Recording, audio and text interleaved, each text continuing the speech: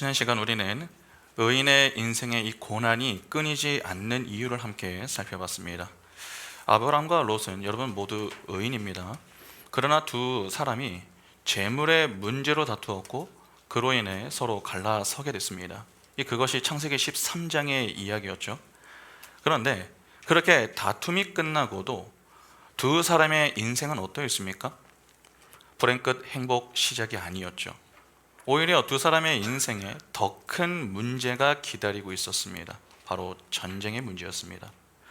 해당 사건은 두 사람 모두에게 매우 큰 문제였습니다. 롯은 물질의 문제로 삼촌과 이 다툰 이후에 자신만의 작은 애굽 건설을 위해서 소돔과 고모라로 힘차게 출발을 했습니다. 그러나 그렇게 가서 얼마 되지 않아 전쟁 포로가 되죠. 승승장구가 아니라 한순간에 빈털터리가 된 것입니다.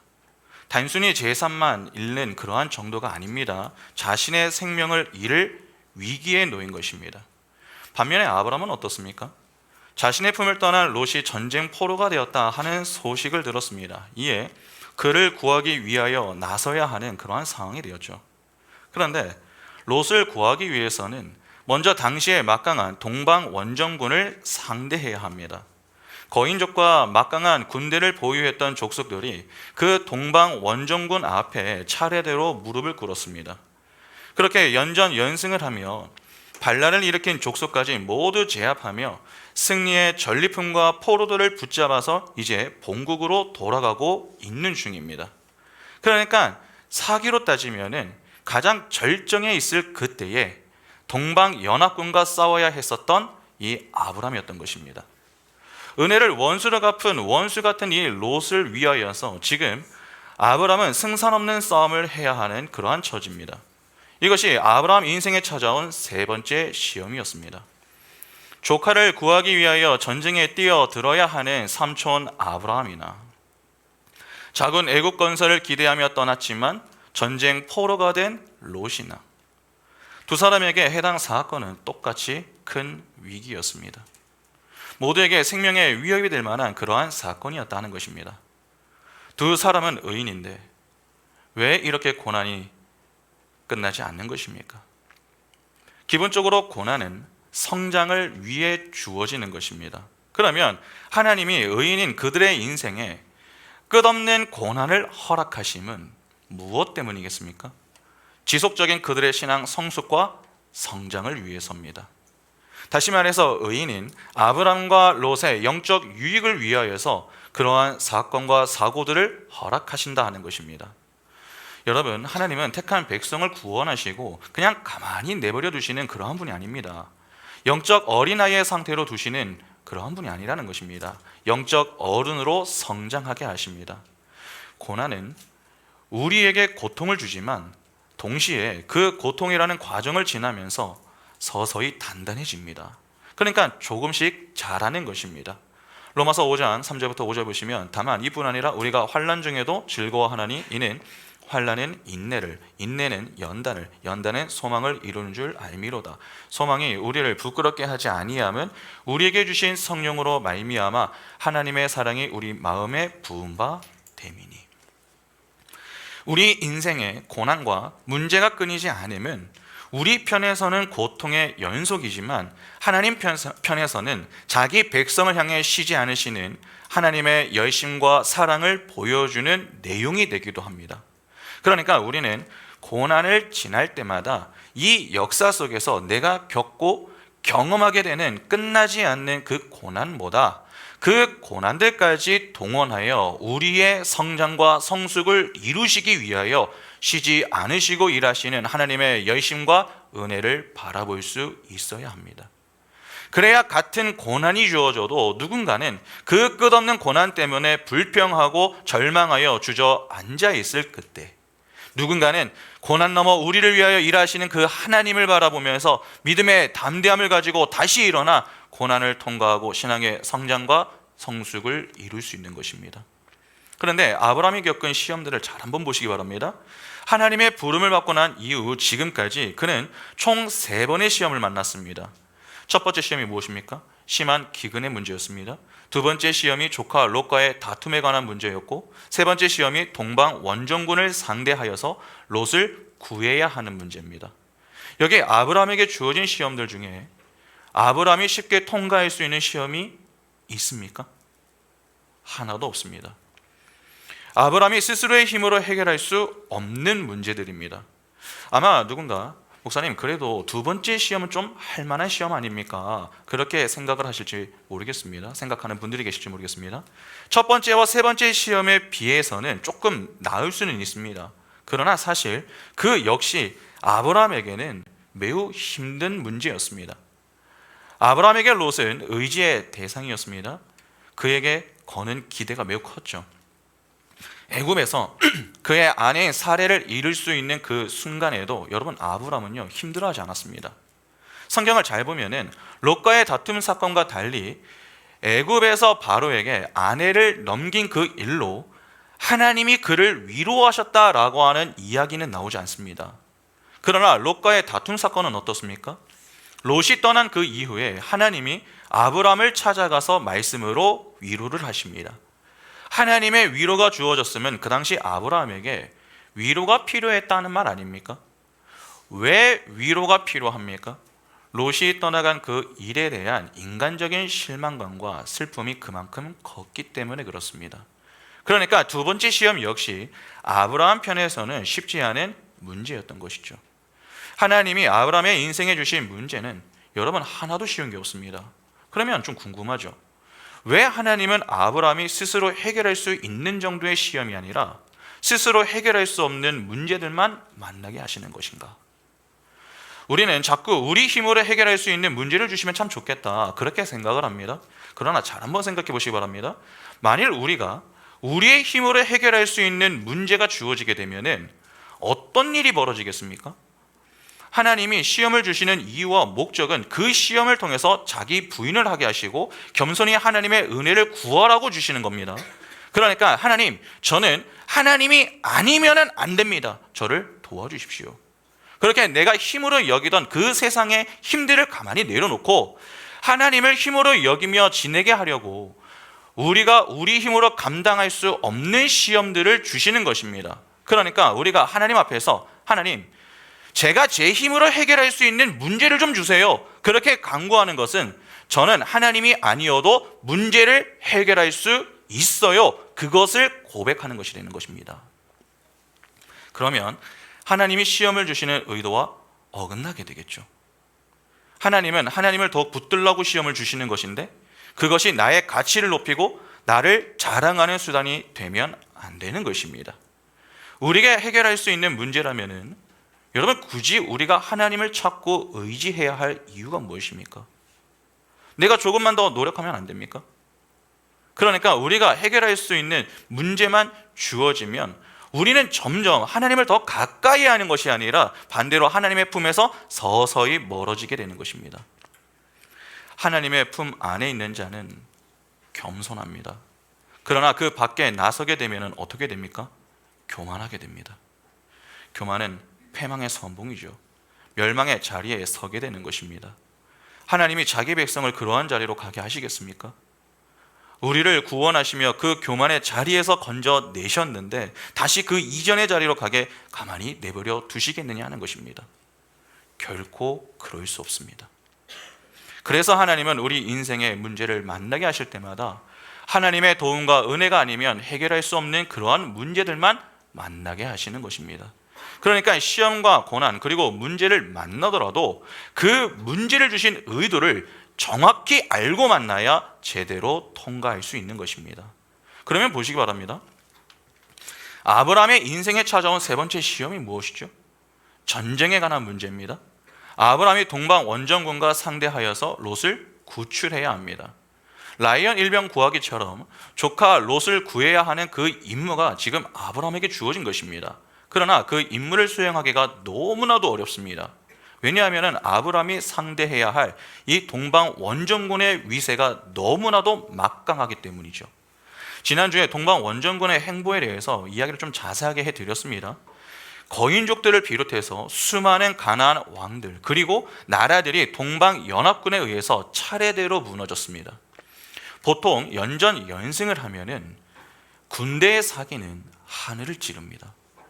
누구와 붙어도 승리할 수 있다라고 하는 그 자신감으로 충만해지는 것이죠. 수적으로 열세인데 사기도 가장 정점인 그때에 아브라함이 그들을 상대해야 했습니다. 그러니까 그냥 죽음을 향해 달려가는 말도 안 되는 전쟁을 치르게 하시는 것입니다. 그러면 왜 이러한 그림을 보여주시는 것입니까?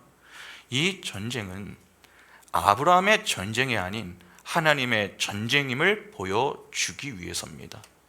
아브라함이 318명을 데리고 가서 전쟁에서 승리하지만 그 전쟁은 아브라함이 한 것이 아니라 하나님이 하신 것임을 보여주기 위해서 극과 극의 상황을 보여주는 것입니다. 이러한 비슷한 모습이 은근히 성경에 자주 나옵니다. 하나님의 전쟁에 대한 기사는 이 아브라함의 이야기에서만 나오는 게 아닙니다. 사사기에 나오는 기드온의 이야기도 이와 매우 비슷합니다. 사사기 6장 1절부터 6절을 보시면은 이스라엘 자손이 또 여호와의 목전에 악을 행하였으므로 여호와께서 7년 동안 그들을 미디안의 손에 넘겨주시니 미디안의 손이 이스라엘을 이긴지라.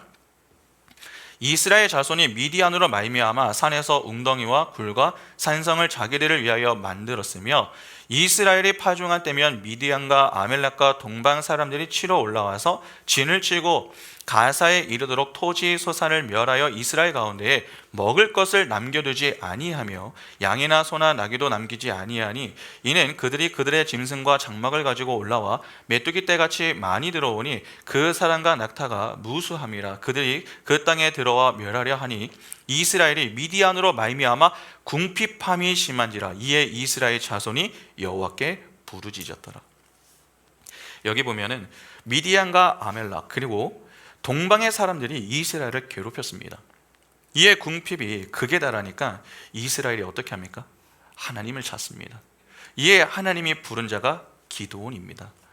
하나님은 기드온을 통해서 이스라엘을 구원하시겠다 그렇게 말씀하셨고 이에 기드온이 사람들을 막 모았습니다. 그렇게 처음 모인 숫자가 32,000명입니다. 이는 적지 않은 숫자입니다.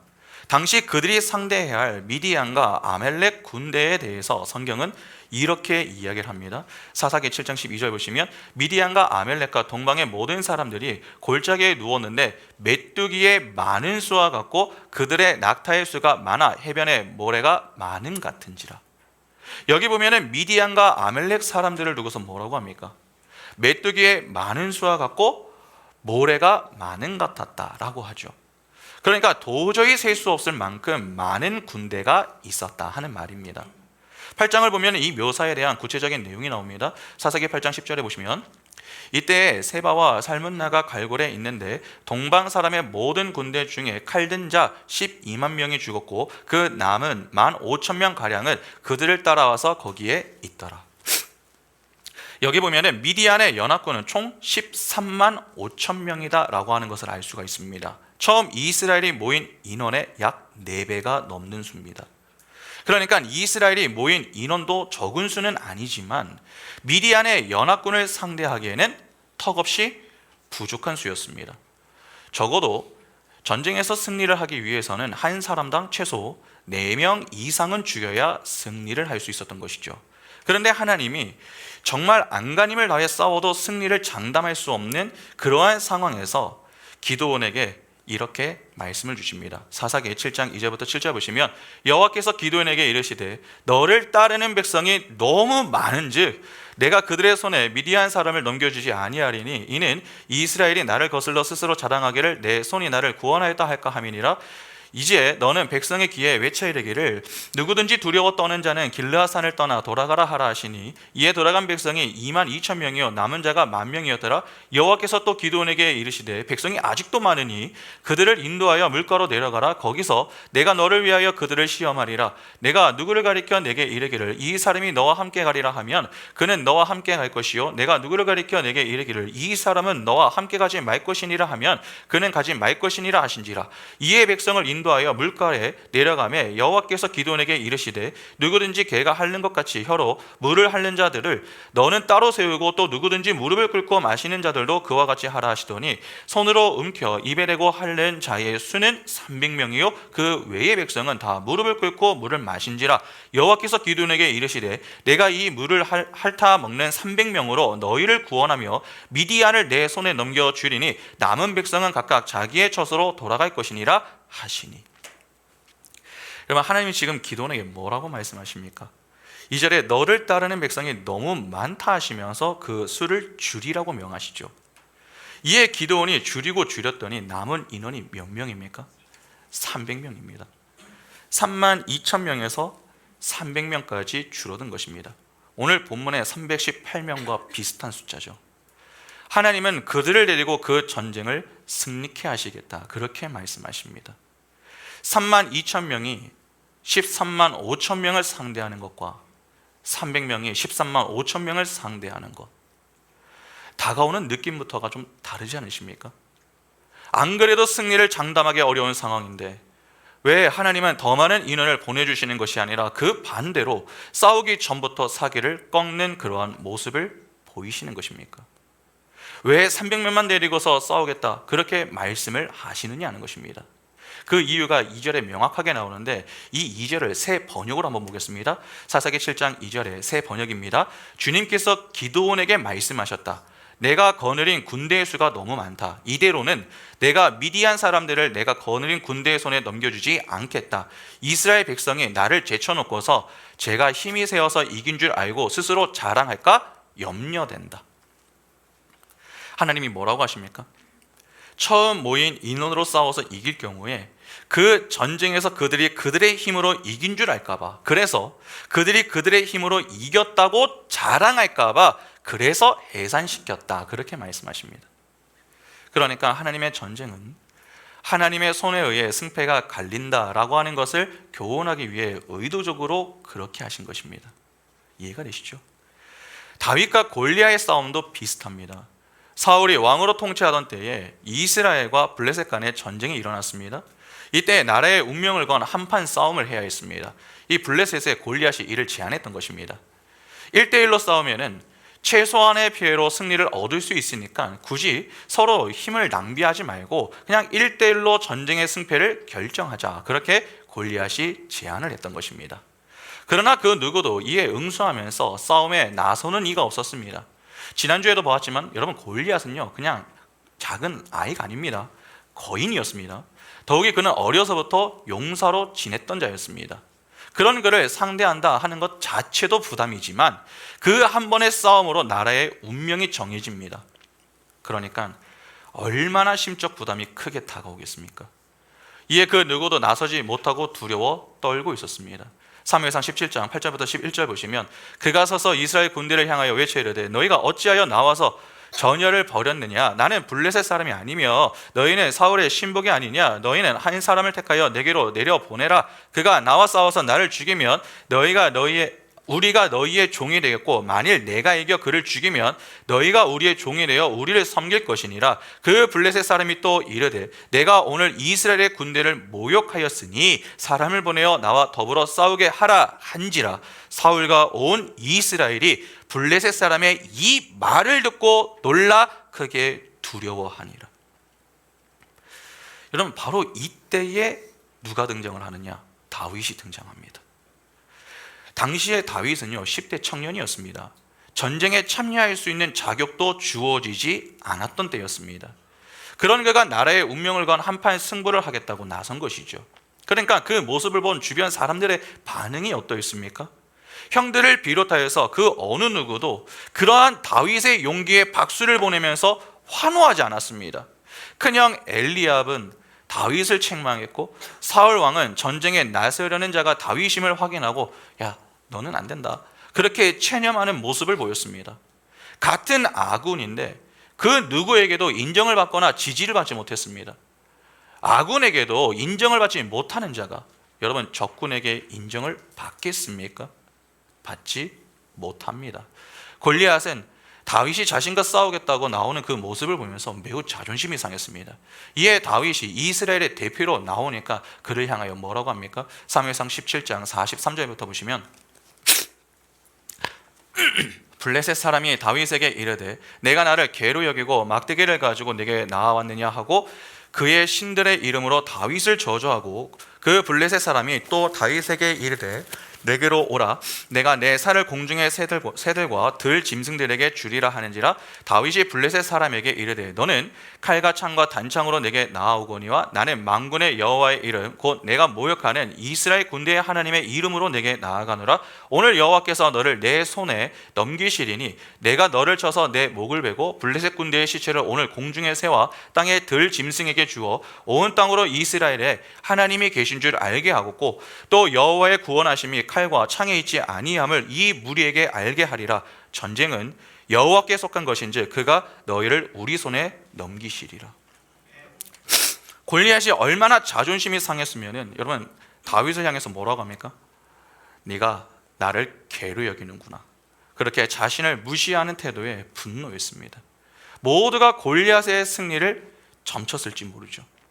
그러나 그러한 가운데 다윗이 뭐라고 합니까? 너는 칼과 창과 단창으로 나오지만 나는 여호와의 이름 곧 내가 모욕하는 이스라엘 군대의 하나님의 이름으로 나간다. 그렇게 이야기합니다. 그리고 전쟁은 여호와께 속했다. 그렇게 담대하게 이야기를 하죠. 그러니까 하나님은 그 다윗의 고백을 통해서 하나님의 전쟁은 인간의 손에 승패가 달린 것이 아니라 하나님의 손에 달려 있음을 보여주셨던 것입니다. 이렇게 성경은 하나님의 전쟁을 보여줄 때마다 상식적이지 않은 싸움, 말도 안 되는 무모한 싸움을 하는 그러한 그림들로 보여주십니다. 그러면 하나님은 왜 이러한 이야기들을 보여주시는 것입니까? 하나님이 하나님의 백성과 함께 치르는 그러한 전쟁은 어떤 전쟁입니까? 하나님이 우리를 놓아서 세상에서 승승장구하게 해주시는 그러한 싸움입니까? 아무리 인원이 적어도 하나님이 붙드시면 승리한다. 세상은 우리의 밥이다. 뭐 그것을 보여주는 것입니까? 그것이 성경의 가르침이라면 얼마나 좋겠습니까? 하나님만 잘 믿어 만사형통하고 승승장구하며 고지론을 추구하며 지낸다면 얼마나 멋지고 좋겠습니까? 그러나 그것은 우리의 희망사항일 뿐입니다. 성경을 보면은 하나님은 우리 보고 세상과 싸워서 이겨라 그렇게 말씀하지 않습니다. 오히려 저주라고 말씀하시죠. 마태복음 5장 38절부터 44절 보시면 또 눈은 눈으로 이는 이로 갚으라 하였다는 것을 너희가 들었으나 나는 너희에게 이르노니 악한 자를 대적하지 말라. 누구든지 내 오른편 뺨을 치거든 왼편도 돌려대며 또 너를 고발하여 속옷을 가지고자 하는 자에게 겉옷까지도 가지게 하며 또 누구든지 너로 억지로 오리를 가게 하거든 그 사람과 심리를 동행하고 내게 구하는 자에게 주며 내게 꾸고자 하는 자에게 거절하지 말라. 또 내 이웃을 사랑하고 내 원수를 미워하라 하였다는 것을 너희가 들었으나 나는 너에게 이르노니 너희 원수를 사랑하며 너희를 박해하는 자를 위하여 기도하라. 여러분 이것이 주님의 가르침이었습니다. 오른뺨을 맞았느냐? 그러면 너는 양쪽을 힘차게 때려주고 와라. 그렇게 말씀하지 않으셨다는 것입니다. 오른뺨 말고 왼쪽 뺨도 대줘라. 그렇게 말씀하셨습니다. 그러면 주님과 함께하는 싸움은 도대체 어떤 싸움입니까? 하나님과 함께 늘 승리할 수밖에 없는 싸움. 그것은 우리의 영적 싸움을 이야기하는 것입니다. 아브라함의 이야기도 바로 이 내용을 보여주는 것이죠. 아브라함의 세 번째 시험은 여러분 전쟁입니다. 그런데 그 전쟁을 하나님의 전쟁으로 보는 이유가 있습니다.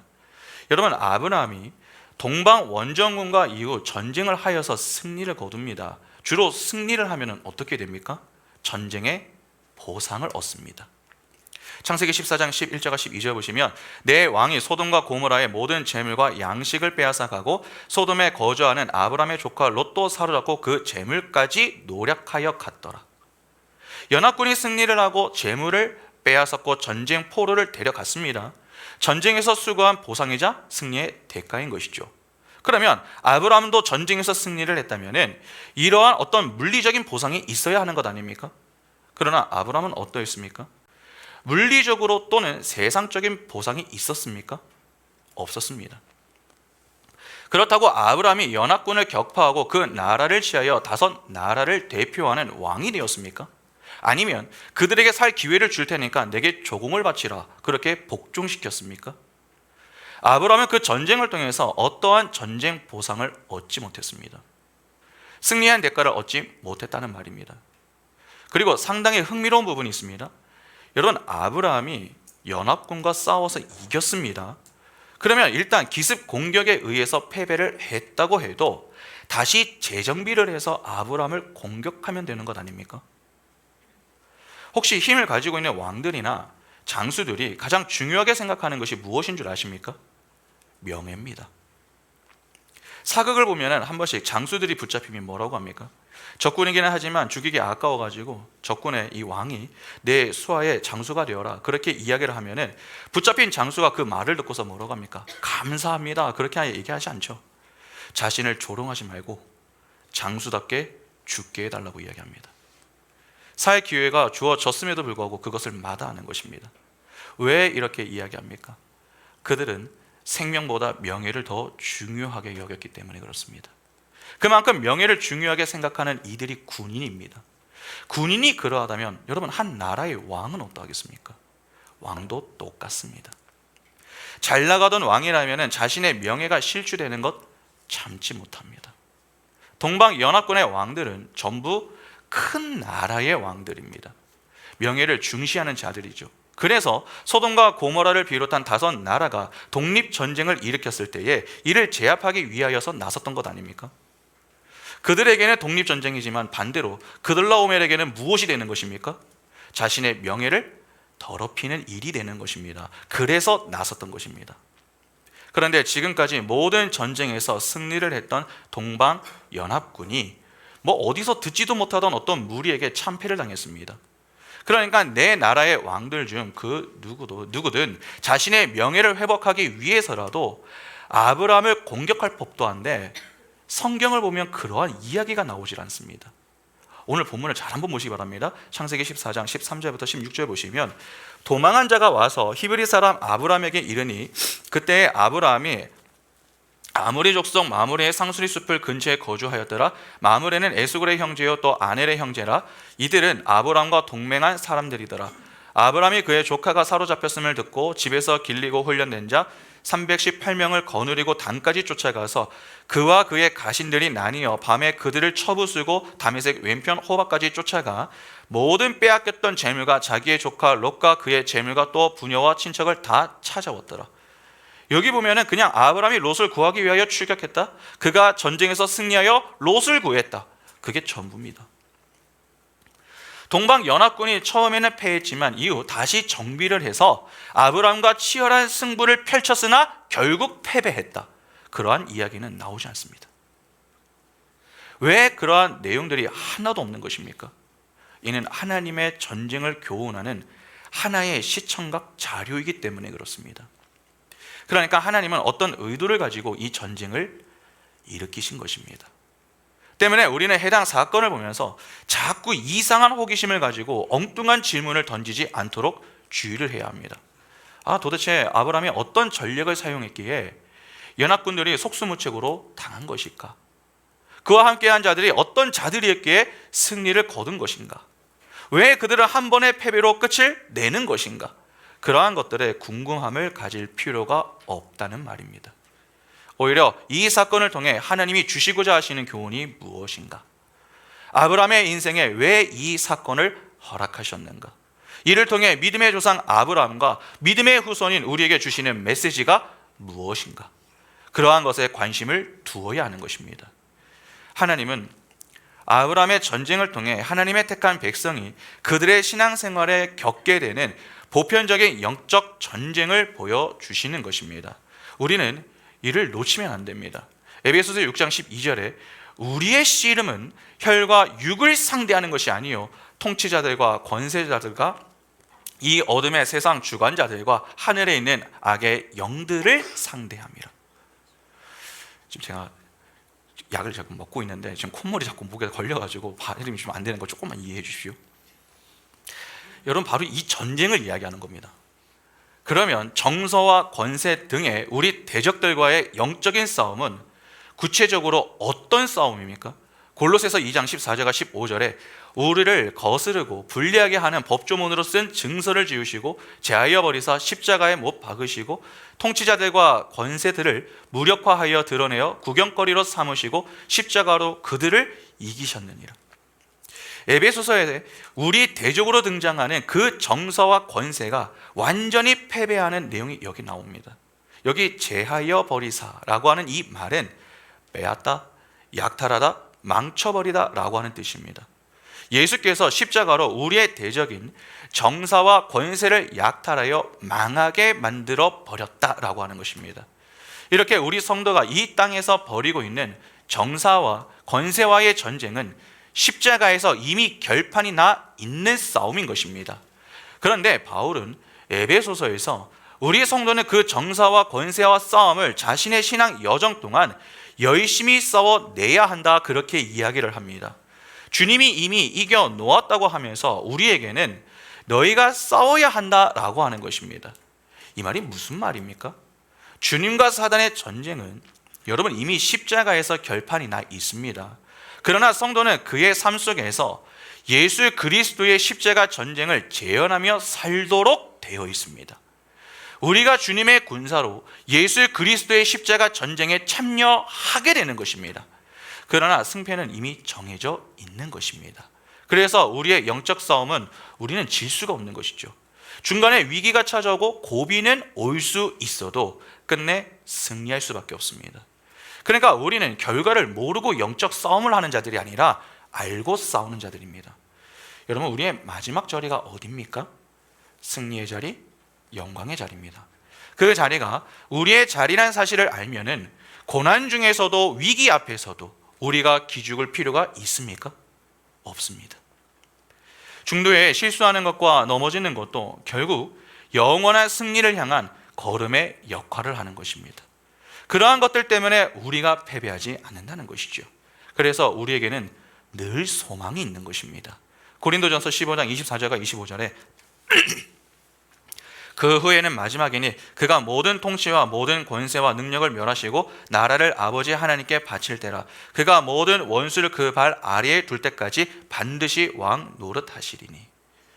에베소서에 등장하는 정사와 권세가 여기에도 등장합니다. 그런데 마지막 날에 우리의 대적, 정사, 권세가 모두 멸해지게 되는데 그 중에 맨 나중에 멸망받을 원수인 정사와 권세의 대장이 누굽니까?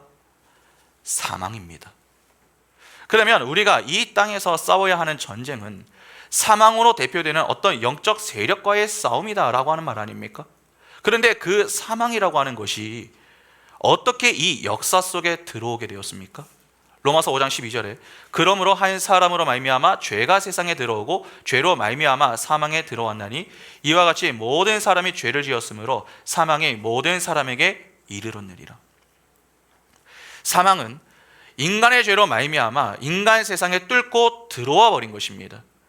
사망은 죄의 삭시입니다. 그러면 우리 성도가 이 땅에서 싸워야 할 대상은 사망, 즉 죄의 세력인 것 아닙니까? 그런데 그 사망은 이미 예수 그리스도에 의해서 삼켜져 버렸습니다. 고린도전서 15장 54절부터 보시면 이 썩을 것이 썩지 아니함을 입고 이 죽을 것이 죽지 아니함을 입을 때에는 사망을 삼키고 이기리라고 기록된 말씀이 이루어지리라. 사망아 너의 승리가 어디 있느냐? 사망아 내가 쏘는 것이 어디 있느냐? 사망이 쏘는 것은 죄요 죄의 권능은 율법이라. 우리 주 예수 그리스도로 말미암아 우리에게 승리를 주시는 하나님께 감사하노니. 우리 주님이 이 땅에 인간의 몸을 입고 오셔서 십자가를 지시고 죽으신 것은 바로 이 사망을 이김으로 삼켜버리기 위함이었다 하는 것입니다. 그래서 우리는 그분 안에서 그분의 이기심에 연합이 되어서 우리도 이긴 자가 되는 것입니다. 십자가 위에서 예수의 사망이 우리의 사망을 삼켜버린 것이죠. 그 삼킴의 모습이 여러분 창세기에서부터 예시가 되어 있습니다. 아담과 하와를 잘 한번 생각해 보시죠. 그들이 선악과를 먹었습니다. 하나님은 선악과를 먹으면 어떻게 된다고 하셨습니까? 정령 죽으리라. 반드시 죽는다고 하셨습니다. 그러나 그들이 먹자마자 죽었습니까? 죽어야 할 자들은 아담과 하와였습니다. 그러나 그들은 죽지 않았습니다. 오히려 그들을 위하여 다른 짐승이 죽었습니다. 창세기 3장 21절에 여호와 하나님이 아담과 그의 아내를 위하여 가죽옷을 지어 입히시느니라. 가죽옷을 입혔으면 그 가죽을 위한 짐승의 희생이 선행되어야 하는 것입니다. 짐승은 여러분 아무 잘못이 없습니다. 무죄한 것입니다. 그런데 그 무죄한 짐승의 사망이 두 사람의 사망을 삼켜버린 것이죠. 이 사건은 출애굽기에서 조금 더 구체적으로 나옵니다. 하나님이 바로 앞에서 하나님의 백성의 출애굽이 무엇을 예표하고 있는가 하는 것을 보여주셨습니다. 출애굽기 7장 8절부터 12절에 여호와께서 모세와 아론에게 말씀하여 이르시되 바로가 너희에게 이르기를 너희는 이적을 보이라 하거든 너는 아론에게 말하기를 너의 지팡이를 들어서 바로 앞에 던지라 하라. 그것이 뱀이 되리라. 모세와 아론이 바로에게 가서 여호와께 명령하신 대로 행하여 아론이 바로와 그의 신하 앞에서 지팡이를 던지니 뱀이 된지라. 바로도 현인들과 마술사들을 부르매 그 애굽 요술사들도 그들의 요술로 그와 같이 행하되 각 사람이 지팡이를 던짐에 뱀이 되었으나 아론의 지팡이가 그들의 지팡이를 삼키니라. 여기 보면은 모세와 아론이 하나님의 명을 바꿔서 바로에게 나가가서 이스라엘의 출애굽을 시키십시오 그렇게 이야기를 합니다. 바로는 모세와 아론에게 이적을 보이라고 했고 아론은 자기의 지팡이를 바로 앞에 던졌습니다. 그렇게 던지니까 그 지팡이가 무엇으로 변합니까? 뱀으로 변했습니다. 이에 바로의 술객들도 똑같이 지팡이를 던져서 뱀으로 만들었는데 아론의 뱀이 애굽의 술객들의 뱀을 삼켜버렸습니다. 뱀이 뱀을 삼켜버리는 모습이죠. 뱀은 에덴 동산에서 인간을 타락하게 만든 저주와 심판과 사망의 상징이었습니다. 그런데 그 저주와 심판과 사망이 또 다른 저주와 심판과 사망을 삼켜버린 것입니다. 그것이 하나님이 하나님의 백성의 구원이 어떠한 모형으로 이루어지게 될 것인가 하는 것을 미리 힌트하는 사건이었던 것이죠. 예수 그리스도께서 십자가에서 죄인들이 받아야 하는 저주와 심판과 사망을 모두 받으셨습니다. 그들의 저주와 심판과 사망을 다 삼켜버리신 것이죠. 그러한 십자가 복음의 모형을 보여주신 것입니다. 그것이 바로 영적 이스라엘의 영적 출애굽인 구원인 것입니다. 그렇게 죄인들을 대신하고 대표하여 저주가 되시고 심판과 사망이 되시는 우리 주님은 태어나실 때부터 세상적인 관점으로 봤을 때에 사망과 저주의 모습, 세상의 힘과는 전혀 무관한 그러한 모습으로 나셨습니다. 그분은 구유에서 그의 생을 시작하셨고 죽는 날까지 약함의 모습만 보이시면서 세상에 당하시다가 사망이 되어 십자가에서 죽으셨습니다. 그러나 그렇게 무능력해 보이고 약한 모습의 예수 그리스도께서 하나님의 말씀에 순종하심으로 스스로 사망이 되어 사망을 삼키심으로 교회가 그 죄의 권세에서 노연하게 된 것입니다. 마귀는 예수가 죽기만 하면 승리할 것이다 그렇게 생각을 했지만 그렇게 십자가에서 죽으심으로 인해 마귀가 어떻게 되었습니까? 승리한 게 아니라 패배하게 되었습니다. 그래서 영화 패션 오브 크라이스트를 보면은 마귀가 마지막에 절규하는 그러한 장면이 나오는 것 아닙니까? 이것이 바로 하나님 나라의 삶의 원리인 십자가의 원리라는 것입니다. 그러면 이러한 내용이 오늘 본문에 어떻게 담겨져 있는가 한번 보겠습니다. 여러분, 아브라함은 믿음의 조상이지만 예수 그리스도를 예표하는 인물입니다. 그런 그가 하나님의 전쟁에 뛰어들었습니다. 그때에 그와 함께 했던 이들이 있죠. 바로 318명의 사람들입니다. 그들의 역할은 나약하고 보잘것없는 예수 그리스도의 모습의 그림자입니다. 시편 8편 2절 보시면 주의 대적으로 말미암아 어린 아이들과 젖먹이들의 입으로 권능을 세우시며 이는 원수들과 보복자들을 잠잠하게 하려 하심이니이다. 그들이 치른 전쟁은 여러분 평범한 전쟁이 아닌 하나님의 전쟁입니다. 하나님의 능력으로 승리한 전쟁입니다. 하나님의 승리는 하나님이 일방적으로 일하신 결과로 주어지는 것입니다. 이 말은 그 전쟁에 참여한 자들은 어떤 상태로 있었다라고 하는 말입니까? 무능력한 모습으로 하나님의 말씀에만 순종하는 상태로 있었다라고 하는 말과 같습니다. 그러니까 그들은 하나님의 말씀에만 온전히 순종함으로 승리를 이룬 예수 그리스도의 모형으로 등장하는 것입니다. 그것이 하늘나라의 삶의 원리인 십자가의 원리인 것입니다. 하나님의 나라는 나라고 하는 존재가 드러나고 나라는 존재의 능력을 발휘하여 자기 자신을 자랑하는 것이 아니라 자신은 숨고 하나님이 드러나 내 안에서 하나님의 성품과 하나님의 하나님다우심이 향기처럼 흘러나오는 곳입니다. 내가 사라지고 하나님만 드러나는 곳이 곧 순종 아닙니까? 그러한 하나님 나라의 삶의 원리가 지금 이 아브라함의 이야기로 등장하고 있는 것입니다. 여러분, 기드온이나 다윗의 이야기 모두 똑같습니다. 우리가 약할 때에 하나님의 강함이 드러나게 되는 것입니다. 그래서 기드온도 다윗도 전부 하나님의 강함을 드러내기 위해서 인간 쪽에서의 보잘것없음을 드러내 보이는 것입니다. 그래서 300명만 남은 것이고 소년이었던, 전쟁에 참여도 할 수 없었던 그 다윗이 골리앗 앞에 나서는 모습을 보여주는 것입니다. 그렇게 우리가 약할 때 하나님의 강함이 드러나는 전쟁, 그 전쟁이 바로 하나님의 전쟁입니다.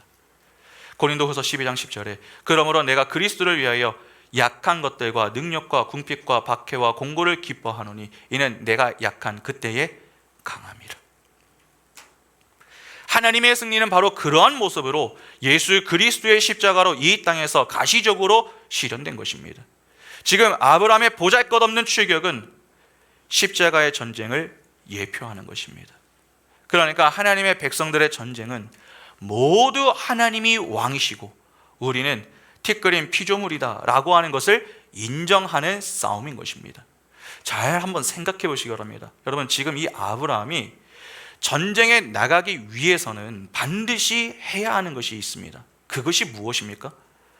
누구와 먼저 싸워야 합니까? 그가 먼저 싸울 대상이 동방연합군입니까? 그렇지 않습니다. 자기 자신입니다.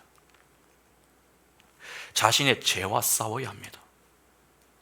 죄로 인해 타락한 죄인은 절대로 남 때문에 손해를 당하지 않습니다. 남을 희생시켜 자신의 유익과 만족을 추구합니다. 이타가 아닌 이기의 인생을 사는 자들입니다. 내가 중요하지 남은 중요하지 않습니다. 남을 위한다고 해도 내가 살고 그 다음에 남을 위합니다. 그러니까 우선순위에 늘 남은 내 아래에 있는 것이죠. 아브라함은 조카를 구하기 위하여 전쟁을 해야 하는 입장입니다. 지금까지 패하지 않은 연합군을 상대로 무모한 싸움을 해야 하는 것입니다. 그 마음이 얼마나 착잡하겠습니까? 도망한 자가 아브라함에게 상황을 전해줄 당시에 마음속으로 아니 그렇게 나갔으면 좀 잘 살지 왜 전쟁포로가 되어서 자꾸 나를 좀 힘들게 하나, 그러한 불편함이 들 수 있는 충분한 상황입니다. 더욱이 상황과 조건 모두 열악했습니다. 이길 수 없는 싸움이라고 하는 것을 아브라함이 모르겠습니까? 소식을 통해서 아브라함은 다 알고 있습니다. 그러니까 얼마나 두렵겠습니까? 그러나 아브라함은 망설임 없이 곧바로 롯을 구하기 위해서 나섰습니다. 이는 그가 너무 놀라가지고 정신없이 구하기 위하여 나간 게 아닙니다. 자신의 죄와 싸우며 나간 것입니다. 죄는 끊임없이 속삭일 수 있습니다. 아브라함아, 왜 남을 위해서 너의 목숨을 바치냐? 너의 생명이 소중한 거야. 굳이 그럴 필요 없어. 롯은 너에게 아픔을 줬잖아. 그러니까 그냥 롯은 마음속에서 지워버려. 네가 무엇을 할 수 있겠니? 그냥 있어도 돼. 그렇게 롯을 구하기 위하여 출격하라고 하는 아브라함의 발목을 잡기 위해 필사적으로 유혹하고 시험할 수도 있습니다. 전쟁의 승리에 대한 두려움을 크게 갖게 할 수 있다는 것이죠. 그러나 아브라함은 자신의 약함과 무기력함을 인정하면서 하나님이 나의 강함이 되심을 믿고 나간 것입니다. 그러니까 아브라함은 하나님의 왕되심과 자신의 티끌됨을 인정하고 나간 것이죠. 다시 말해서 그 자신의 죄와 싸움을 한 것입니다. 하나님은 예수 그리스도의 십자가에 의해서 구원받은 자기 백성을 바로 이 십자가의 전쟁 앞에 서게 하시는 것입니다. 그리고 그분의 군사로 초청하십니다. 그 말은 그리스도의 십자가 삶이 성도의 삶 속에서 실제화되어 나타나게 된다는 것입니다. 예수께서는 늘 하나님의 전쟁을 수행하지 않으셨습니까? 자신의 뜻과 하나님의 뜻 사이에서 늘 씨름을 하셔야 했습니다. 사람들은 예수를 왕으로 삼으려고 했지만 예수는 그들을 피해 도망하셨습니다. 결국 예수는 죄와의 싸움을 하셨던 것입니다. 그렇게 끝까지 죄와의 싸움을 하시며 끝내 승리를 하신 것입니다. 우리가 바로 그 주님의 삶에 동참한 자들이 되어 그러한 삶을 살게 된다는 것입니다. 빌립보서 3장 10절에 내가 그리스도와 그 부활의 권능과 그 고난의 참여함을 알고자 하여 그의 죽으심을 본받아. 베드로전서 4장 13절에 오히려 너희가 그리스도의 고난에 참여하는 것으로 즐거워하라. 이는 그의 영광을 나타내실 때에 너희로 즐거워하고 기뻐하게 하려 함이라. 믿음의 조상 아브라함과 믿음의 후손인 교회는 타인의 유익을 위해 자신의 손해와 상함을 감수하고 예수 그리스도의 십자가 사랑을 그 삶 속에서 보여야 하는 예수의 전쟁에 동참하는 자들로 부름을 받은 것입니다. 따라서 아브라함과 교회는 그의 삶 속에서 예수의 행함을 드러내야 하는 시험대에 수시로 설 수밖에 없는 것이죠. 오늘날 우리가 바로 그러한 전쟁을 치르고 있는 것입니다. 여러분, 우리의 대적이 도대체 누굽니까? 집에서 말을 듣지 않는 남편입니까? 나에게 자꾸 잔소리하는 아내입니까? 아니면 끝까지 말대꾸하면서 반항하는 자녀들입니까? 그렇지 않습니다. 우리의 대적은 사단의 세력입니다.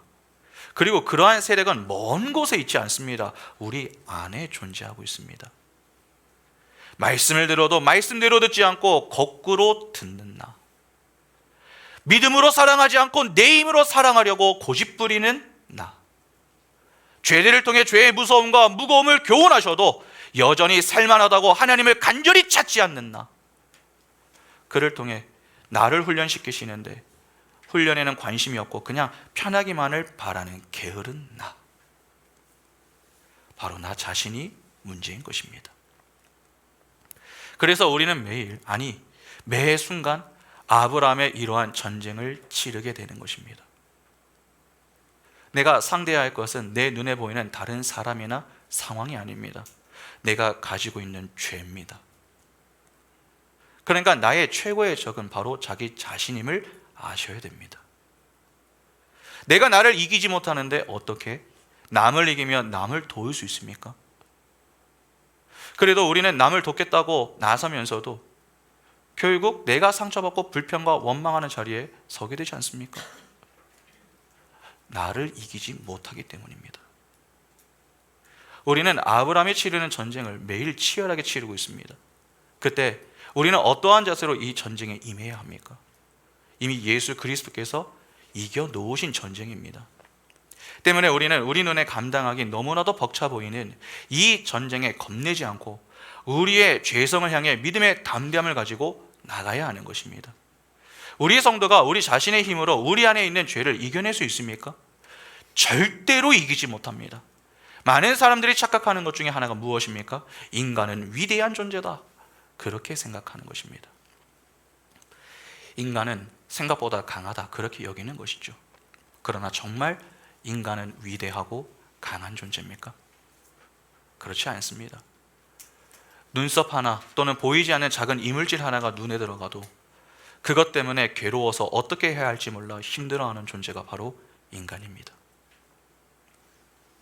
그런 연약한 존재가 어떻게 죄를 이깁니까? 인간은 생각만큼 위대하지도 강하지도 않습니다. 매우 연약하고 무기력한 존재입니다. 우리는 동방 원전대 앞에 선 아브라함과 318명의 사람들과 같이, 기드온의 300 용사와 같이, 소년 다윗과 같이 보잘것없는 존재입니다. 그러나 우리가 감당해야 하는 전쟁은 내가 감당하는 전쟁이 아닙니다. 우리의 하나님이 되어 주시겠다고 약속하신 그 하나님이 친히 싸우시는 하나님의 전쟁입니다. 때문에 우리는 전략과 전술을 동원하여 우리에게 처한 현실 속에서 최선을 다해 싸워보는 것입니다. 하나님의 전쟁을 하나님이 다 하신다고 하니까 가끔 어떤 분들은 그러면 우리는 아무것도 안 해도 되는 것 아닙니까? 그렇게 좀 이야기를 하시는 분들이 계십니다. 하나님이 어차피 다 알아서 하시는데 굳이 우리가 할 게 있냐 하는 것입니다. 그냥 뒷짐만 지고 있으면 되는 것 아니냐, 그렇게 생각하는 것이죠. 그러나 그렇게 생각하시면 안 됩니다. 아브라함은 그 전쟁이 하나님의 전쟁임을 알았습니다. 그러면 그냥 그가 하나님께 기도하면 안 됩니까? 하나님, 지금 롯이 전쟁의 포로가 되었습니다. 롯도 하나님의 백성이지 않습니까? 의인이지 않습니까? 빨리 그를 좀 구원해 주십시오. 그렇게 롯이 풀려날 때까지 최선을 다해 기도만 하면 안 됩니까? 하나님이 하실 일이라 생각하고 그냥 가만히 있으면 안 되느냐는 것입니다. 그러나 성경을 보면 어떻습니까? 아브라함은 그 전쟁이 하나님의 전쟁임을 알았지만 무작정 그리고 무모하게 나서지 않았습니다. 아브라함은 지혜를 가지고 적들의 후미를 공격했고 자신과 함께할 수 있는 자들을 데리고 갔습니다. 그러니까 아브라함은 아브라함의 자리에서 최선을 다했던 것이죠. 하나님 50%, 아브라함 50%, 이게 아닙니다. 하나님 100%, 아브라함 100%입니다. 하나님은 하나님의 자리에서 최선을 다하시지만 동시에 우리도 우리의 자리에서 최선을 다해야 합니다. 믿음은 무모함이 아닙니다. 믿음과 무모함을 구별하셔야 됩니다. 믿음의 행위는 아브라함의 행위와 같이 우리의 최선을 요구하는 것입니다.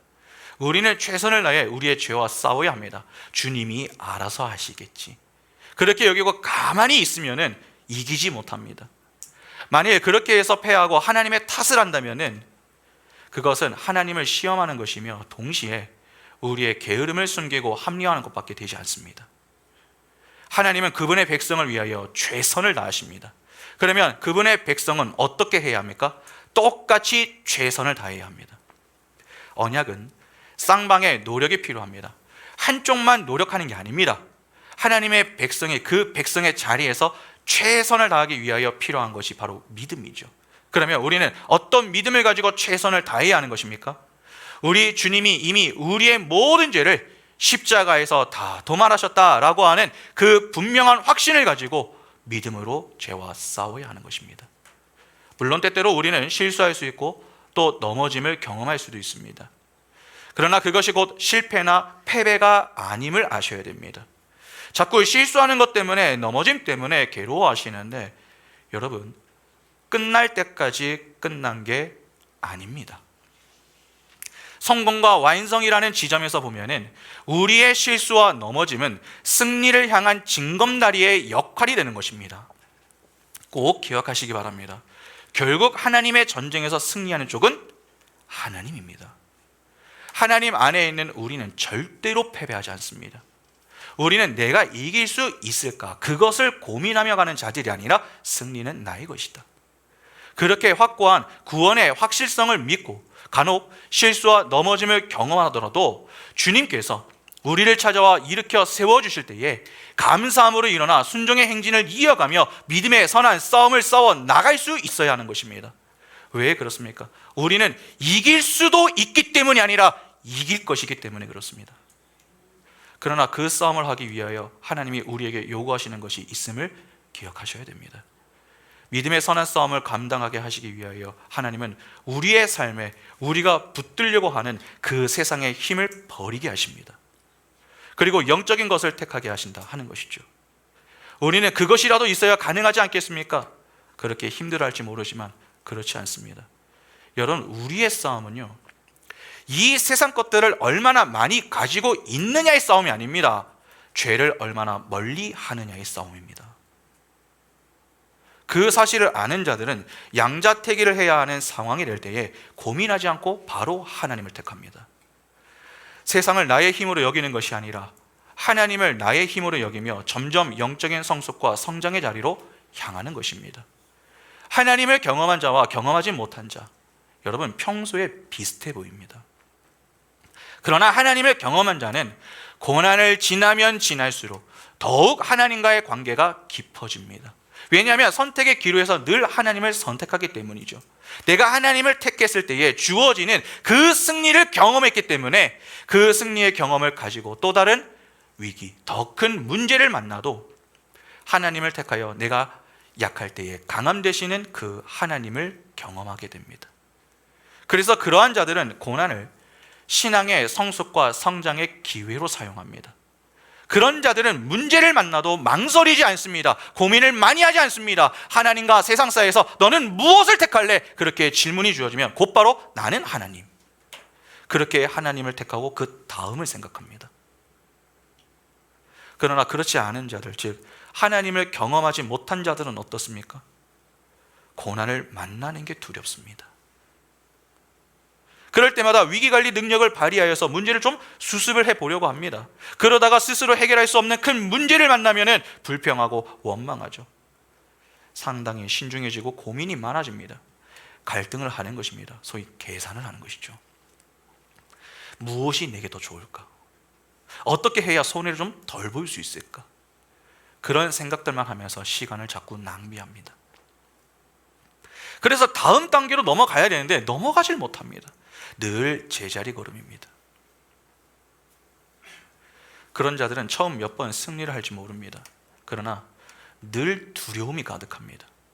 왜냐하면 언제 또 문제가 찾아올지 모른다고 하는 생각이 자꾸 내 속에 들어오기 때문이죠. 여러분, 우리는 어느 쪽에 가깝습니까? 하나님의 전쟁에 하나님의 군사로 부름을 받은 우리는 본래 죄와 싸워 이길 힘이 없었던 자들이었습니다. 그래서 우리를 대신하고 대표하여 예수께서 십자가에서 죽으신 것이죠. 그 길밖에 구원의 길이 없었기 때문에 그렇습니다. 그렇게 그분의 일방적인 은혜로 주님이 우리의 인생에 뚫고 들어오셔서 우리가 그분 안에서 그분과 연합된 인생을 살고 있습니다. 그래서 이제는 우리는 승리의 자리로 갈 수가 있게 된 것이죠. 구원을 얻은 우리는 예수의 승리에 동참한 자들입니다. 그분이 우리를 영원히 떠나지 않으시고 끝내 승리와 영광의 자리에 서게 하실 것인데 여러분, 무엇을 두려워하십니까? 도대체 우리가 영적 전쟁을 하면서 두려워하는 이유가 무엇 때문입니까? 우리에게 궁극적 승리를 주실 예수 그리스도를 몰라도 너무 모르기 때문은 아닙니까? 그분이 우리에게 베푸신 구원과 은혜에 대한 무지, 그에 대한 확신이 부족하기 때문은 아닙니까? 그래서 문제를 만날 때마다 계산하는 것 아닙니까? 그래서 고민하는 것 아닙니까? 그래서 불평하고 원망하는 것 아닙니까? 하나님, 제가 하나님을 이만큼 믿었는데 어떻게 저에게 이러실 수 있습니까? 여러분, 우리가 할 일은 하나님과 하나님이 보내신 자 예수 그리스도를 알고 그분 안에 있기를 힘쓰며 이 고백이 우리의 삶의 고백이 되게 하는 것입니다. 갈라디아서 2장 20절에 내가 그리스도와 함께 십자가에 못 박혔나니 그런즉 이제는 내가 사는 것이 아니요 오직 내 안에 그리스도께서 사시는 것이라. 이제 내가 육체 가운데 사는 것은 나를 사랑하사 나를 위하여 자기 자신을 버리신 하나님의 아들을 믿는 믿음 안에서 사는 것이라. 실수와 넘어짐 때문에 너무 힘들어하지 마시기 바랍니다. 그 모든 것은 우리의 승리를 위한 징검다리에 불과한 것입니다. 내가 실패했는가? 내가 넘어졌는가? 그보다 더 중요한 것은 내가 지금 주님을 바라보고 있는가 하는 것입니다. 이길 수 없었던 전쟁을 승리케 하시는 주님, 그 주님이 우리와 함께하고 계십니다. 자꾸 죄가 나를 떨게 만들고 하나님의 품에서 멀게 만드는 것 같다 하는 그러한 생각이 드십니까? 그때에 바울의 이 말을 꼭 기억하시기 바랍니다. 에베소서 6장 11절부터 17절에 마귀의 관계를 능히 대적하기 위하여 하나님의 전신 갑주를 입으라. 우리의 씨름은 혈과 육을 상대하는 것이 아니요 통치자들과 권세들과 이 어둠의 세상 주관자들과 하늘에 있는 악의 영들을 상대함이라. 그러므로 하나님의 전신 갑주를 취하라. 이는 악한 날에 너희가 능히 대적하고 모든 일을 행한 후에 서기 위함이라. 그런즉 서서 진리로 너희 허리띠를 띠고 의의 호심경을 붙이고 평안의 복음에 준비한 것으로 신을 신고 모든 것 위에 믿음의 방패를 가지고 이로써 능히 악한 자의 모든 불화살을 소멸하고 구원의 투구와 성령의 검 곧 하나님의 말씀을 가지라. 우리가 죄와 싸워 이기기 위하여 꼭 가지고 있어야 할 것이 무엇이라고 합니까? 바울은 망설이지 않고 이야기합니다. 성령의 검 곧 하나님의 말씀을 가지라. 여러분, 하나님의 말씀을 가져야 합니다. 하나님의 말씀을 붙들어야 합니다. 그 성령의 검이 우리의 영적 전쟁을 잘 치를 수 있는 유일한 무기입니다. 그래서 그 무기를 가지고 잘 다룰 수 있기 위하여 우리가 이렇게 매주 말씀을 힘들지만 배우고 있는 것입니다. 죄가 언제 어디서 출현하여 우리를 괴롭게 할지 모릅니다. 그러나 그때와 상관없이 우리가 성령의 검인 말씀을 가지고 있다면 무엇이 두렵겠습니까? 믿음의 눈을 열고 동방연합군을 바라보지 마시고 그들보다 강하신 그 하나님을 바라보시기 바랍니다. 그리고 성령의 검인 말씀을 붙들고 죄의 세력을 향해 진격해 나가시기 바랍니다. 우리는 승리할 것입니다. 반드시 승리할 것입니다. 오늘 우리 모두가 승리의 자리에 함께 서서 승리의 기쁨과 감격을 누릴 수 있기를 바랍니다. 그리하여 승리의 주님, 영광의 주님을 찬양할 수 있는 복이 우리 인생에 늘 가득할 수 있기를 간절히 소망합니다. 함께 찬양하겠습니다.